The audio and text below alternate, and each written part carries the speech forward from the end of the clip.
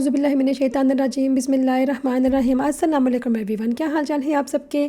उम्मीद करती हूँ कि आप सब लोग ठीक होंगे। अल्हम्दुलिल्लाह मैं भी खैरियत से हूँ, अल्लाह का बहुत करम है। तो मैं आपसे एक बात शेयर करती चलूँ, जब मैं छोटी थी तो जब भी रमज़ान आते थे तो मैं इंतज़ार करती थी कि रमज़ान कब ख़त्म होंगे। लेकिन अब जब हम मेच्योर हो गए हैं, जब सही तरह से पता चल गया है कि रमज़ान होता क्या है, तो मुझे बहुत दुख होता है जब भी रमज़ान ख़त्म होता है। सही वाला दिल से दुख होता है कि रमज़ान तभी शुरू ही हुए थे, इतनी तैयारियां कर रहे थे कि रमज़ान आएंगे, दिस होगा दैट होगा, लेकिन चला भी गया। खैर, जैसे कि रमज़ान का आखिरी अशरा बहुत मोतबर होता है, उसमें बहुत ज़्यादा इबादतें करनी होती हैं, बहुत ज़्यादा परहेज़ करना होता है, लाइक गुस्से से, झगड़े से, गीबतों से और भी बहुत ज़्यादा चीज़ों से, तो जो कि हमें रियल लाइफ में भी करना पड़ता है। लेकिन आखिरी 10 दिनों में तो बहुत ज़्यादा होता है। उसके साथ साथ तो हमारी वो डेंटिंग पेंटिंग भी चल रही होती है, ईद की तैयारियाँ चल रही होती हैं।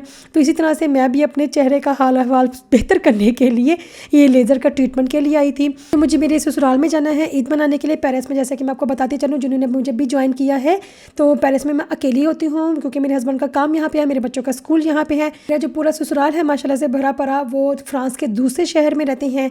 तो जिस दिन हमने जाना होता है ईद मनाने के लिए, तो जब मैं वहाँ पे जाऊँगी तो ऑफकोर्स वहाँ पे जाकर तो टाइम नहीं रहेगा, क्योंकि हम बिल्कुल टाइम पे ही जाते हैं, क्योंकि छुट्टियों का मसला होता है यहाँ पे। मुस्लिम कंट्री की तरह यहाँ पे छुट्टियाँ तो होती नहीं हैं, तो इसलिए भी हम पूरे टाइम पे जाते हैं। तो मुझे बस ये था कि जल्दी से मैं अपने सारे काम ख़त्म कर लूँ, क्योंकि वहाँ पे जाकर तो मुझे बिल्कुल भी टाइम नहीं मिलने और आज आखिरी दिन था जिसमें मुझे अपने सारे काम ख़त्म करने थे। मैं सुबह बच्चों को जब स्कूल से आए थे, खाना खिलाने के बाद निकल गई और मैं जूँ ख़वार हुई रोज़े की हालत में। अल्हम्दुलिल्लाह इतना टाइम पे पहुँच गई थी कि अफ्तारी बन गई, क्योंकि आज मेरे बेटे का भी रोज़ा था। तो मुझे टेंशन थी कि उसके रोज़े में ना अच्छी कुछ चीज़ें मैं तैयार कर लूँ।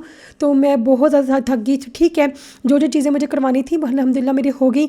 लेकिन एंड पे जब मुझे ना वो करवाने थे, अपनी कटिंग करवानी थी, क्योंकि अभी नया ड्रामा चल रहा है। फिलहाल तो मैंने सारा बायकॉट किया था रमज़ान में। इस दफ़ा मैंने कोई भी ड्रामे शामे नहीं देखे।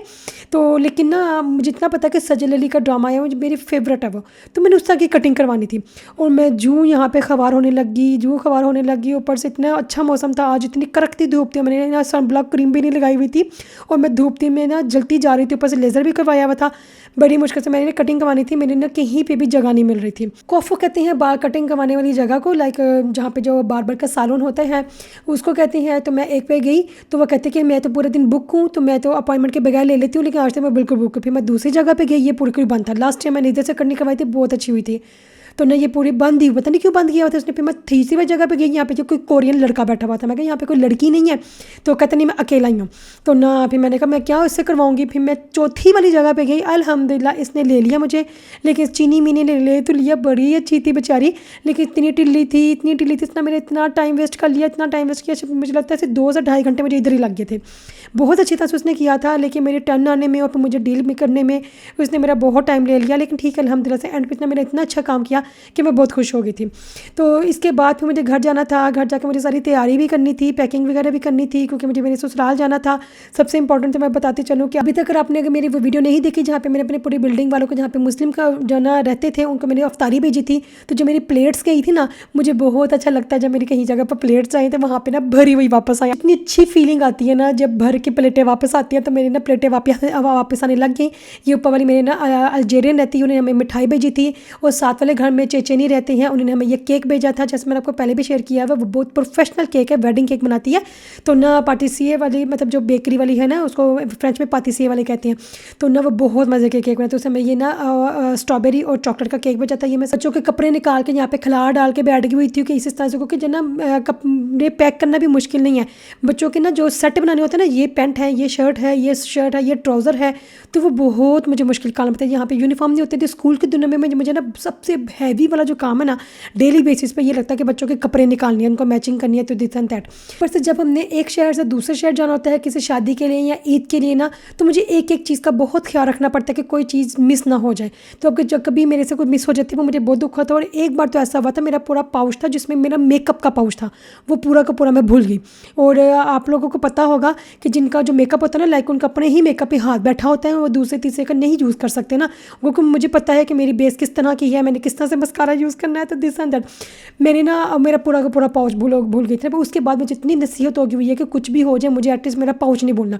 लेकिन अक्सर औक़ात कुछ ना कुछ भूल ही जाती हूँ, कभी कोई ज्वेलरी भूल जाती हूँ, कभी जूता भूल जाती हूँ। तो इस दफ़ा मैंने ना सब चीज़ें सामने रखी थी कि मैं कुछ भूल ना जाऊँ। अभी तो मुझे जाके पता चलेगा कोई चीज़ भूल गई हूँ, ये रह गई है, ये क्या चक्कर हुआ है। ओके, तो मैं अपनी ये घड़ियाँ ले रही हूँ। मुझे माशाल्लाह से अपनी घड़ियाँ बहुत पसंद है, पहनती मैं कम हूँ। पता नहीं क्या चक्कर है, डॉक्टरों को भी इतना ज़्यादा चेक करवा चुकी हुई हूँ, क्योंकि जब मैं कोई बहुत हैवी चीज़ पहनती हूँ, लाइक बहुत बड़े वाला बैग यूँ पहनती हूँ, मेरे कंधे में दर्द हो जाती है।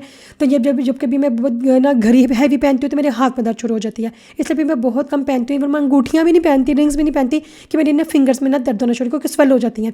तो इसलिए मैं ना बहुत कम अपनी ज्वेलरी यूज़ करती हूँ, लेकिन मेरी अपनी ज्वेलरी से बहुत प्यार है। तो ये रहा मेरा मेकअप। ये मैंने दो तरह के मैंने मेकअप का पाउच बनाई हुई है, एक नामो रूटीन वाला पाउच और एक बड़े वाला संडे वाला पाउच है, जिसके अंदर डिटेल वाली सारी चीज़ें मौजूद हैं जो स्पेशली हमने ईद पे करना होता है, क्योंकि हमारे यहाँ पे फंक्शंस बहुत कम आती हैं। तो मैं अपने सारे रीज उतारने जो होते हैं ना, वो ईद वाले दिन ही उतारने आते हैं। लाइक सर के बालों से लेके पाँव के पैरों तक ना, वो नेल्स तक हमने अपने आप को तैयार करना होता है, क्योंकि हमें सिर्फ साल में एक बार मौका मिलता है। ये कभी कोई शादी आ गई तो आ गई, अदरवाइज़ यहाँ पे फंक्शंस बहुत कम आती हैं। ये मेरी सिल्वर चूड़ियाँ थी, अभी तक शायद हो सकता है कि आपने मेरी वीडियो देखी होगी। वहाँ पे मैं मॉल में गई थी रोज़े की हालत में, और मुझे सिल्वर प्लेन वाली चूड़ियाँ चाहिए थी, जो कि मुझे नहीं मिली। मुझे थोड़ी सी ना स्केयर वाली मिल गई थी, लाइक चोरी वाली मिल गई, जो बिल्कुल गोल्ड से पतली से चाहिए थी, लेकिन मैंने कंप्रोमाइज़ कर लिया। ठीक है, खैर कोई बात नहीं, बस मिल तो गई नहीं, को मेरी सिल्वर चाहिए थी। ओके, तो ये मेरी सारी ज्वेलरी है। इसके अंदर मैंने सारी ना रिंग्स रखी हुई हैं, ब्रेसलेट्स रखी हुई हैं, जिनको मैं बहुत कम यूज़ करती हूँ। हाँ जी, मैं ना ईयर रिंग्स बहुत ज़्यादा यूज़ करती हूँ। चूड़ियाँ भी कभी कभी पहन लेती हूँ, लेकिन थोड़ी देर के बाद उतार देती हूँ। लाइक मुझे नहीं पता आप में से कैसा करता है कि नहीं करता, जब दिन का आगाज़ होता है ना, ईद है या शादी है या कुछ भी है, तो हम बड़े हरे भरे मेकअप कर, ये ज्वेलरी पहन, ये बना। तो जैसे जैसे दिन गुजरता है या फिर फंक्शन का आधा आगे जा रहा होता है, हमारी ज्वेलरी उतारना शुरू हो जाती है, हमारे जूते उतारना शुरू हो जाते हैं। इवन मैंने तो कितने दफ़ा ऐसा भी किया हुआ है, जब कभी मैं फंक्शन में जाती हूँ तो मुझे पता ना कि मैंने थक जाना है, तो मैं क्या करती हूँ, मैं एक्स्ट्रा जूता जो ना, चप्पल जो होती है घर वाली, वो लेकर जाती हूँ कि भाई मैं एंड पे ना फिर मैं वो पहन लेती हूँ। ओके, तो ये थी मेरी वीडियो। तो अगर तो आपको अच्छी लगी है तो चैनल को सब्सक्राइब कर दीजिएगा, कमेंट करके बताइएगा कैसी रही और आपकी ईद की तैयारियाँ किस तरह से चल रही हैं। और मिलते हैं ईद वाले दिन इंशाल्लाह से। आप भी शेयर कीजिएगा आपका ईद का दिन कैसा गुजरा, मैं तो ज़रूर शेयर करूँगी आपके साथ इंशाल्लाह से कि मेरा ईद का दिन ससुराल में किस तरह से गुजरा। मिलते हैं अगली वीडियो पे, अपना ख्याल रखिएगा। अल्लाह हाफिज़।